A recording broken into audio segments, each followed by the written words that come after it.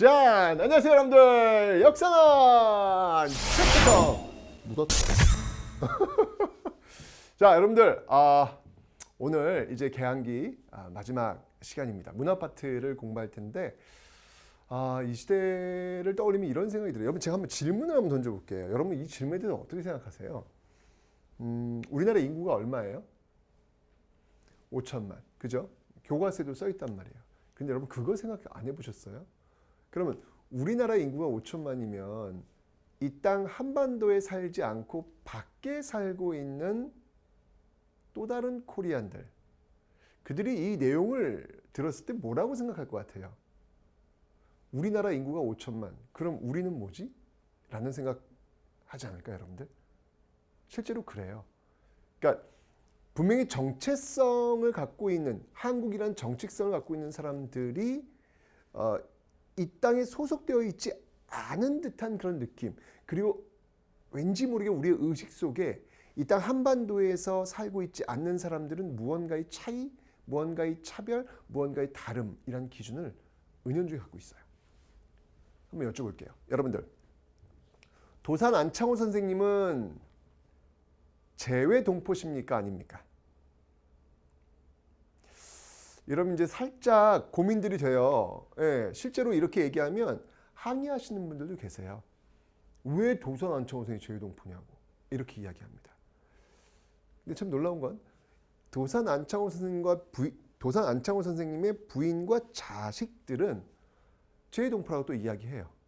뭐야 그러면 도산 안창호 선생님은 아니고, 그러니까 이게 이런 거예요. 바로 이런 어떤 그 인식 속에서 뭔가 이 재외동포라고 했을 때 갖고 있는 은연중의 벽이라는 게 있다는 거예요. 여러분들 이 땅 한반도 밖에 살고 있는 사람의 인구가 800만입니다. 이 땅 한반도에 살고 있는 사람이 5천만이라면 남쪽이죠. 대한민국에 살고 있는 사람이 5천만이라면 밖에 살고 있는 사람들이 800만이에요. 그 800만의 역사, 이 역사를 우리가 어떻게 바라봐야 될 것이며 그들을 어떤 개념으로 우리가 접근해야 되는지에 대해서는 우리가 좀 고민할 필요가 있지 않을까라는 생각이 들어요. 바로 이 땅 한반도를 떠났던 바로 그 디아스포라의 그 역사가 바로 오늘 이 강의부터 시작이 되는 겁니다. 한번 좀 그런 것들을 고민할 수 있는 그런 시간이 한번 되보시기 바랍니다.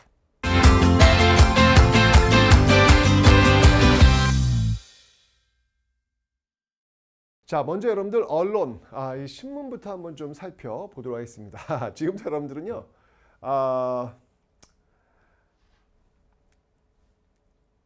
그 뭡니까? 그 도전 골든벨, 네, 이 타임이에요. 네, 지금부터 제가 물어보는 거 대답을 잘 하시면 됩니다. 자, 우리나라 최초의 신문은 어디일까요? 써 있잖아요. 여기 이렇게. 최초의 신문은 바로 한성순보가 되겠습니다. 이 한성순보를 찍어낸 곳이 어디냐면, 이것도 좀 여러분들 좀 기억할 필요가 있어요. 한성순보를 찍어낸 곳이 어디냐면 근대적인 시설이거든요. 바로 방문국. 이 방문국에서 바로 이 한성순보를 지금 찍어내고 있더라라고 하는 사실 기억하시면 되고요. 이 한성순보는 여러분들 지금 다시 한번 말씀드렸지만 우리나라 최초입니다. 네, 우리나라 최초의 신문이다라는 것이죠. 이게 활자체의 어떤 그 신문인데 지금은 여러분들 다 이 휴대폰 속에 이제 들어와 있잖아요, 그죠? 이것도 참 굉장히 큰 변화구나라는 그런 생각이 듭니다. 이 신문은 여러분들 순한문 신문이에요. 순한문 신문이었고, 이게 어떤 기능을 했냐면 관보 형식, 즉 관보라고 하는 것은 뭐냐면 정부에서 우리 뭐뭐합니다라는 것을 알리는 그런 용도, 이런 것들로 시행이 되었는데, 이런 신문 도입에 큰 역할을 했던 인물들이 누구였냐면 개화파들이에요. 개화파들. 이 개화파들의 영향에 힘입어서 바로 이 신문이 지금 가능되고 있더라라는 이야기입니다. 자, 그런데 여러분들 이 개화파들이 일으켰던 난이 하나 있습니다. 정변이 하나 있죠. 그게 뭘까요? 갑신정변.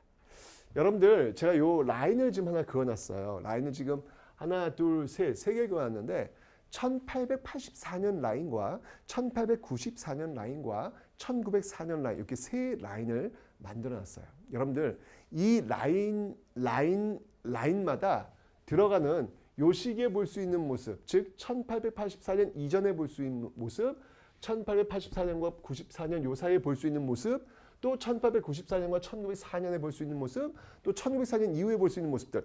이렇게 여러분들 그 시기에 볼 수 있는 모습으로 오르는 것은 이런 식으로 잘 나와요. 잘 나오니까 그러니까 주머니예요. 요게 지금 개화기 주머니 요거 지금 집어넣으시면 되고요. 그다음이 84년과 94년 여기를 전 동도서기 주머니라고 저는 명명을 했습니다. 동도서기 어떤 그런 주머니 넣으시면 되고요. 1894년부터 이 1904년까지는요. 광무개혁 주머니예요. 이 광무개혁 주머니에도 넣으시면 되는 것이고 그다음에 1904년 이후부터는 바로 애국개몽 운동 주머니. 무슨 말인지 아시죠? 예, 그 주머니에다 쏙쏙 집어넣는 어떤 그런 모습도 보이면 되는데 한성수문은 바로 이 개화기, 예, 강화도 조약을 문이 열자마자 나왔던 그런 모습들이다라는 것이죠. 자, 그러다 보니까 이 개화파가 이 개화 정책을 추진하는 과정 속에서 정변을 일으켰다. 그 정변이 무엇이었다? 갑신정변. 3.1천하였죠. 성공 실패, 실패. 자, 그러니까 아니 이 개화파가 주도했던 것들이 바로 이런 모습들인데 실패했다. 그럼 어떻게 되는 거예요? 네, 당연히 이 신문도 오래 갈 수가 없겠죠. 그죠? 자, 그래서 한성수문 이제 문을 닫았고요. 그 뒤를 이어서 한성주보라는 것이 등장을 하게 됩니다. 이 한성주보의 역사적 의의를 좀 들어봐라 라고 한다면 그러니까 여러분 순보라고 하는 것은 순자가 뭐냐면 열흘마다 한 번씩 나온다는 이야기예요. 주보는 뭐예요, 여러분들? 일주일마다 한 번씩 나온다는 거. 일보는 뭐예요? 매일매일 나온다는 거잖아요. 그죠? 순보, 주보, 일보. 지금은 뭐 조선일보, 동아일보 뭐 이런 식이잖아요. 그죠? 예, 이런 어떤 그 변천사가 있다는 건데 이 한성주보의 역사적 의의를 들어봐라 라고 한다면 한성주보에는요. 우리나라 역사상 최초로 상업 광고가 게재가 됐습니다.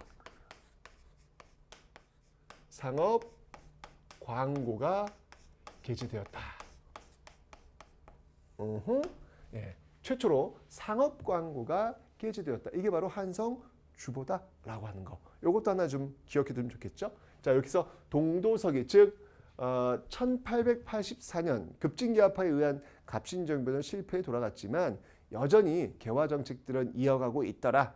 온건개화파가 주도했던 동쪽의 정신은 그대로 있고 서양의 기술은 받아들이자 라는 어떤 그런 과정 속에서 바로 이 한성주보라는 것들이 나오고 있다라는 거 기억하시면 되고요.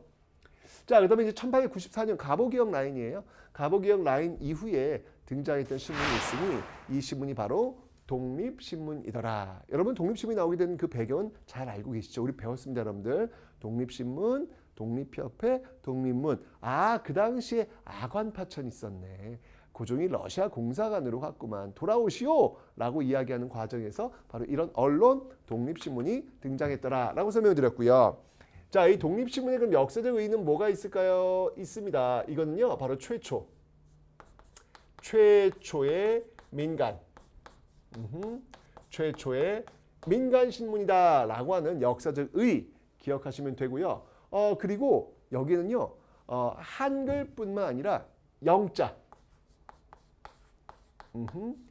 영자의 모습들도 보여가지고 영어로도 이게 번역이 됩니다. 그래서 한글은 뭐 우리나라 사람들한테 그런 다음에 영어는 외국인들한테도 우리의 사정을 알리기 위한 그런 모습들이 지금 나타나고 있음을 기억하시면 되겠습니다. 독립신문이었습니다. 독립협회와 관련이 있었고요.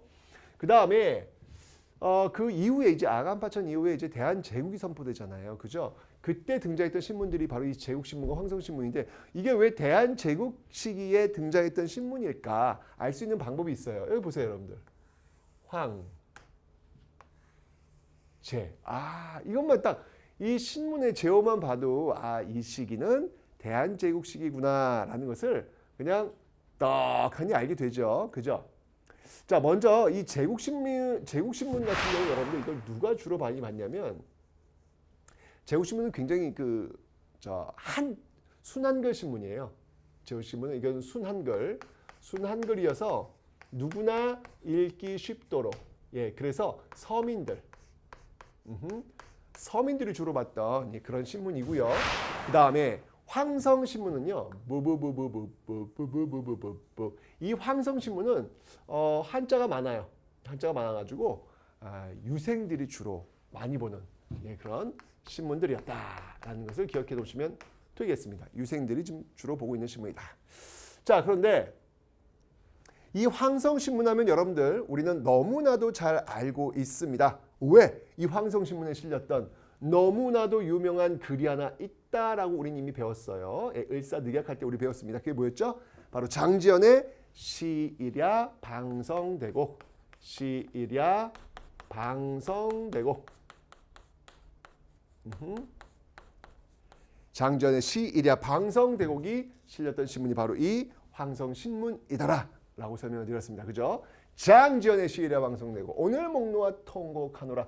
여러분 이 장지연의 시일야 방성대곡은 여러분 뭐에 대한 저항이었죠? 이건 뭐 여러분 너무 중요한 거니까 제가 또 한 번 써드릴게요. 너무 중요한 거니까 또 한 번 써드릴게요. 시일야 방성대곡은 바로 장지연이 썼고요. 장지연이 썼고요. 장지연이 썼고요. 무엇에 대한 반발? 을사늑약에 대한 반발이었다. 을사늑약에 대한 반발이었다라는 것을 기억해 두시면 되겠습니다. 그만큼 중요한 신문이 바로 황성신문이다라는 것이죠. 자, 그러다가 이제 1904년이면 여러분들 뭐예요? 러일전쟁. 러일전쟁을 또 전후해가지고 또 이게 굉장히 많이 바뀌잖아요. 왜? 러일전쟁에서 일본이 승리하면서 우리가 일본의 영향을 빨려들어간 어떤 그런 상황, 일본이 노골적인 식민지 지배를 하려는 어떤 그런 모습이 나온다라고 말씀드렸죠. 자, 그런 과정에서 이 대한매일신보가 등장을 하고 있습니다. 자, 이 대한매일신보는 여기 나왔던 모든 신문 중에 가장 중요한 신문이다라고 생각하시면 돼요. 자, 이 대한매일신보를 운영하고 있었던 사람들이 누구냐를 좀 보셔야 돼요. 운영하고 있었던 사람들이 누구였냐면 와우, 완전 중요해. 이 대한매일신보를 운영하고 있었던 사람들은요. 일단 양기탁. 양기탁? 신민회. 그러네. 신민회 회원이기도 하잖아요. 그죠? 그리고 또 하나 중요한 인물이 있어요. 바로 베델. 완전 중요. 자, 이 베델은 외국인이에요. 외국인이다 보니까 어떤 일이 벌어졌냐? 취해법권. 그러니까 일본도 함부로 할 수 없는 거야. 이 베델이 있다 보니까. 그죠? 자, 그러니까 당연히 이 대한매일신보는요. 상당히 일본의 비판적인 어떤 그런 기사를 많이 싣고 있고요. 그 다음에 의병투쟁 있잖아요. 이런 의병투쟁들한테도 굉장히 호의적인 어떤 그런 기사를 싣고 있어서 당시 독자 수가 가장 많은 어떤 그런 신문이었다라고 하는 거. 또 하나 이제 첨부한다면 이때 있을 때는 국채보상운동, 그죠? 이 국채보상운동에도 적극적으로 홍보했던 그런 신문이 바로 이 대한매일신보다라는 것을 기억해 놓으시면 되겠습니다. 됐죠? 대한매일신보 너무너무 중요해요. 이렇게 있으니까 이게 일본으로서는 눈엣 가시겠죠. 이거 가만히 놔두고 있지 않을 거 아니에요. 당연히 일본으로서는 이를 제압하려고 합니다. 그게 뭐였냐면 바로 신문지법.